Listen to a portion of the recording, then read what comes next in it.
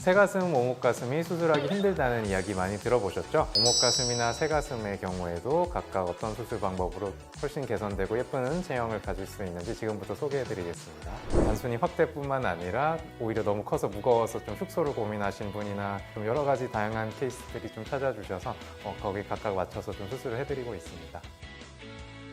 가슴 수술은 부드러운 보형물을 사용하다 보니까 체형적인 거에 영향을 좀 굉장히 많이 받아요. 그래서 뼈대가 좀 돌출된 새가슴이나 그 안쪽으로 좀 함몰된 그 오목가슴이나 이런 여러 가지 체형적인 좀 그런 조건에 따라서 거기 맞춰서 해드려야 되는데 그거에 따라서 조금 더 난이도가 굉장히 좀 차이가 나는 것 같습니다.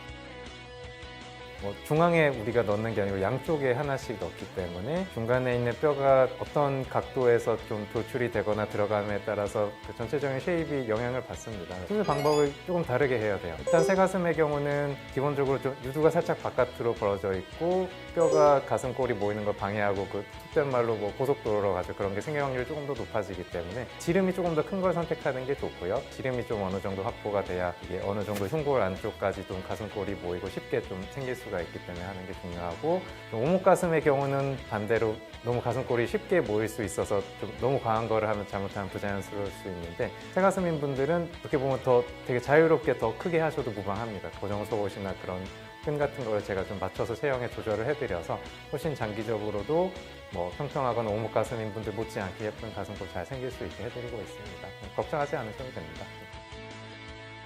뼈에 이 굴곡 같은 게 보이고 여기가 상대적으로 꺼져 보이는 거예요. 뼈대를 조금 이렇게 보완할 수 있는 그런 체형적인 사이즈를 좀 체형해서 해드렸고요. 업이 되고 채워드리면은 여기 양쪽의 피부가 쇄골부터 자연스럽게 늘어나면서 중간에 있는 뼈가 훨씬 안 보여요. 그래서 피부가 양쪽에서 이렇게 딱 받쳐주면서 늘어나기 때문에 훨씬 굴곡이 살아서 훨씬 만족스러웠던 경우가 있었습니다.